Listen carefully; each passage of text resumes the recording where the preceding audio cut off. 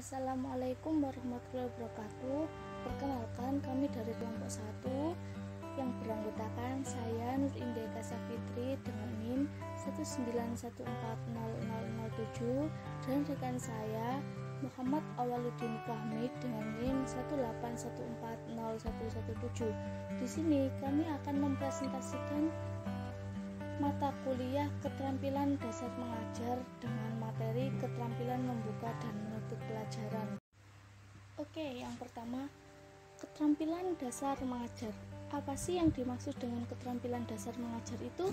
Menurut Armstrong dan kawan-kawan 1992, keterampilan dasar mengajar yaitu kemampuan menspesifikasi tujuan performasi, kemampuan mendiagnosa murid, keterampilan memilih strategi pengajaran, kemampuan berinteraksi dengan murid, dan keterampilan menilai efektivitas pengajaran. Nah, dalam keterampilan dasar mengajar ini ada suatu keterampilan atau kemampuan yang bersifat mendasar yang harus dikuasai oleh tenaga pengajar atau yang disebut dengan guru. Nah, kemampuan ini merupakan dua kemampuan pokok. Yang pertama, satu, menguasai materi atau bahan ajar yang akan diajarkan. Berarti menguasai materi atau bahan ajar yang diajarkan, kita sebagai guru harus benar-benar menguasai materi. Materinya isinya bagaimana, atau bahan ajar yang akan diajarkan ini bagaimana, dan lain sebagainya. Yang kedua, menguasai metodologi atau cara untuk membelajarkannya. Jadi kita sebagai guru harus mengerti metode apa, cara apa, teknik apa yang cocok digunakan dalam mengajar pada materi yang akan kita ajarkan. Jadi KDM ini merupakan suatu keterampilan yang kompleks atau menyeluruh yang pada dasarnya itu merupakan pengintegrasian secara utuh dari berbagai keterangan. Seperti itu. Selanjutnya, yakni kegiatan yang paling awal, paling dasar dalam pembelajaran, yakni membuka pelajaran. Keterampilan membuka pelajaran ini secara umum dapat dikatakan bahwa keterampilan yang berkaitan dengan usaha guru dalam memulai kegiatan pembelajaran. Kemudian, tujuan dari membuka pelajaran yakni yang pertama, menimbulkan perhatian dan motivasi siswa terhadap tugas-tugas yang akan dihadapi. Kemudian yang kedua, siswa dapat mengetahui pendekatan-pendekatan yang akan digunakan dalam mempelajari bagian-bagian pelajaran. Dan yang ketiga, memberikan kemungkinan kepada siswa untuk menggabungkan terkait fakta-fakta, keterampilan-keterampilan, konsep-konsep yang tercakup dalam suatu peristiwa. Komponen membuka pelajaran. Nah, yang pertama, menarik perhatian, yaitu menarik perhatian siswanya.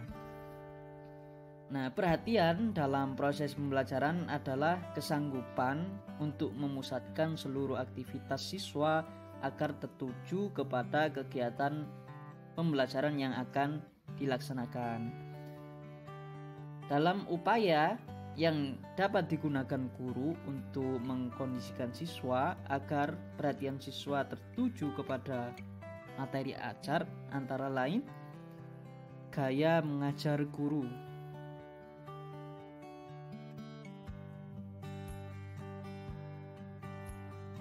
Gaya mengajar guru sangatlah berpengaruh terhadap perhatian anak dalam belajar.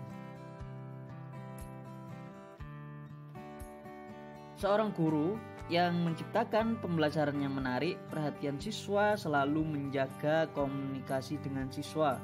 Pada saat membuka pelajaran, guru selalu memulai dengan sapaan. Dan komponen yang kedua, yaitu menumbuhkan motivasi siswa. Motivasi adalah suatu kekuatan atau energi yang mendorong seorang untuk melakukan aktivitas. Motivasi sangat penting untuk dimiliki. Buat kaitan. Untuk membuat kaitan ini dalam membuka pelajaran, guru dapat melakukannya dengan menghubungkan antara materi yang akan disampaikan dengan materi yang telah dikuasai peserta didik. Di samping itu, perlu dikaitkan dengan pengalaman, minat, dan juga kebutuhan peserta didik. Antara lain dengan cara guru bisa menggunakan yaitu mengajukan pertanyaan apresiasi, kemudian mengulas sepintas garis besar isi pelajaran yang telah lalu, mengaitkan materi yang diajarkan dengan lingkungan peserta didik, dan menghubungkan bahan pelajaran yang sejenis dan berurutan antara materi pelajaran. Prinsip-prinsip membuka pelajaran. Menurut Marno dan Idris, terdapat beberapa, antara lain bermakna atau kebermaknaan. Dalam upaya ini, usaha menarik perhatian siswa atau motivasi siswa, yang mana guru harus memilih cara yang relevan dengan isi dan tujuan pembelajaran. Artinya, setiap unsur yang digunakan sesuai dengan upaya pencapaian tujuan. Setiap materi memperhatikan karakteristik siswa maupun situasi dan kondisi pada saat berlangsungnya proses pembelajaran. Sehubungan dengan ini, guru harus berusaha memberi gambaran nyata tentang kaitan materi pelajaran dengan peristiwa atau kejadian yang terdapat di sekitar siswa, sehingga siswa merasakan bahwa apa yang akan dipelajari bermanfaat bagi mereka dalam menyelesaikan masalah yang dihadapi di dalam kehidupannya. Misalnya, materi pelajaran yang akan diajarkan adalah materi pemuaian. Pada saat membuka pelajaran, guru membahas kenapa sambungan rel kereta api itu tidak dibuat menyatu satu dengan yang lainnya, melainkan ada jarak antara batang satu dengan yang lainnya. Kenapa ukuran kaca jendela sedikit lebih kecil dari ukuran kusen? Kenapa pada saat memasak air isi ketel itu sebelum dipanaskan tidak dipenuhkan? Setelah mengungkapkan contoh-contoh kasus pemuaian tersebut, guru menjelaskan bahwa ini siswa akan mendapatkan penjelasan tentang semua kejadian-kejadian tersebut. Dengan demikian diharapkan siswa merasa bahwa materi yang akan dipelajari bermanfaat bagi mereka. Dengan kata lain, ada artinya mereka belajar tentang pemuaian. Kemudian aspek prinsip yang kedua yaitu berkesinambungan atau berurutan.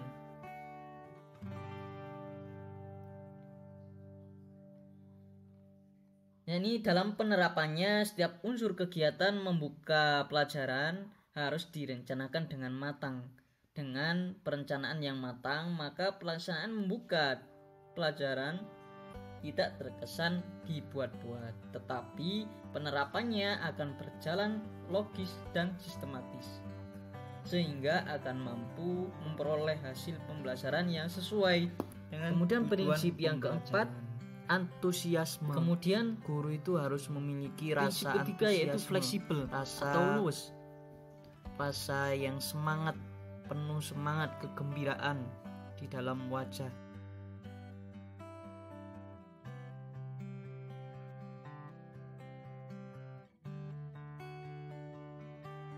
Oke, sekarang keterampilan menutup pelajaran.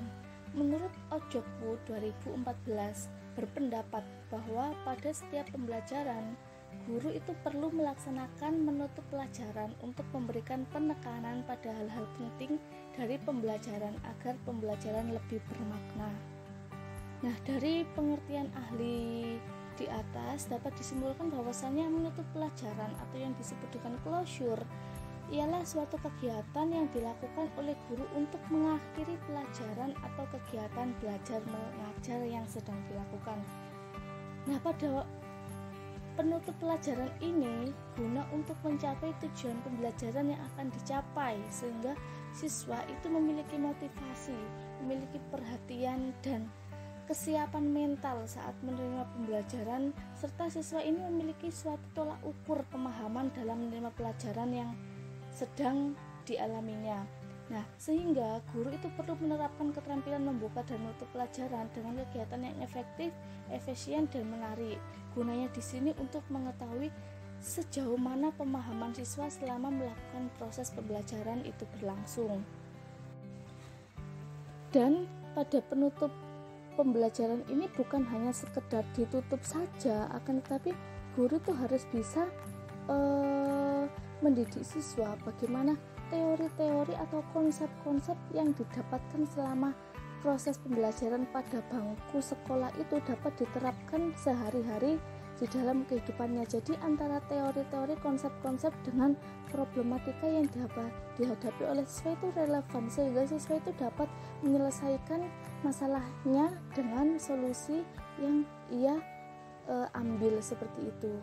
Jadi bermakna itu bukan hanya mengesankan, akan tetapi benar-benar bisa tertanam pada diri siswa itu sendiri. Oke, yang selanjutnya adalah tujuan menutup pelajaran. Menurut E. Mulyasa 2004, tujuan menutup pelajaran ada 4. Yang pertama, mengetahui tingkat keberhasilan siswa dalam mempelajari materi pelajaran. Nah, seperti halnya yang saya jelaskan pada pengertiannya tadi, bahwasanya menutup pelajaran itu bukan hanya sekedar mengakhiri, memberikan salam pada siswa, akan tetapi kita sebagai guru harus bisa mengetahui seberapa paham siswa kita terhadap materi yang sudah diajarkan. Nah, dengan hal ini guru bisa menggunakan evaluasi, entah evaluasi yang dilakukan guru menggunakan tes atau wawancara atau kesimpulan dan lain sebagainya sesuai dengan metode atau strategi yang dilakukan yang dilakukan oleh guru itu sendiri, gunanya untuk mengetahui ketercapaian keberhasilan. Nah, yang kedua, mengetahui tingkat keberhasilan guru dalam membelajarkan pada siswa. Jadi dalam menutup pelajaran ini bukan hanya untuk mengetahui siswanya sudah paham atau belum, akan tetapi kita sebagai guru harus refleksi diri, harus bisa mengevaluasi diri kita sendiri, apakah kita sebagai guru sudah benar-benar mampu memahamkan siswanya atau belum. Tentunya siswa mempunyai karakteristik dan kemampuan yang berbeda-beda, kemampuan pemikiran dan kemampuan sebagainya. Akan tetapi di sisi lain guru juga harus bisa menerapkan suatu metode atau suatu cara agar siswa itu mampu memahami materi yang diajarkan, dan dalam pengevaluasan ini guru akan dengan sendirinya menemukan feedback, apakah saya sudah berhasil dalam proses pembelajaran ini apa belum, seperti itu. Selanjutnya, yang ketiga, membantu siswa agar lebih mengingat materi yang dipelajari dan melihat pemahaman siswa melalui kegiatan yang dilaksanakan. Jadi yang ketiga ini, guru itu membantu siswa agar lebih bisa mengingat materi yang dipelajarinya, mengingat suatu konsep-konsep yang dipelajarinya, dan bukan hanya mengingat saja, akan tetapi siswa dapat melaksanakan atau mengimplementasikan materi-materi yang sudah didapatkan dalam bangku sekolah itu dengan kehidupannya sehari-hari, tentunya dalam hal yang positif. Yang keempat, membantu siswa untuk mengetahui hubungan antara pengalamannya dengan peristiwa baru yang dipelajarinya. Seperti yang saya jelaskan tadi, bahwasannya tujuan menutup pelajaran dengan pengertian menutup pelajaran itu hampir sama. Tujuannya yakni memberikan pembelajaran itu agar bermakna. Dalam artian bermakna, yaitu siswa itu dapat mengaitkan antara teori yang didapatkan dengan kehidupan nyata, kehidupan yang dialami sehari-hari. Dan jika siswa itu benar-benar mampu dikatakan berhasil dalam proses pembelajaran, maka siswa akan bisa menyelesaikan masalah yang dihadapinya dengan solusi yang sesuai dengan masalah itu tadi. Seperti itu. Oke, selanjutnya komponen menutup pelajaran. Nah, di sini ada 3. Yang pertama, meninjau kembali atau mereview.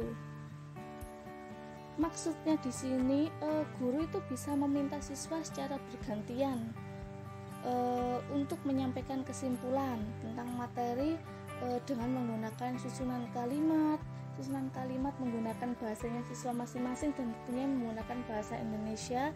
Setelah itu guru juga dapat memberikan suatu feedback atau penegasan mengenai kesimpulan yang telah disampaikan oleh siswa itu.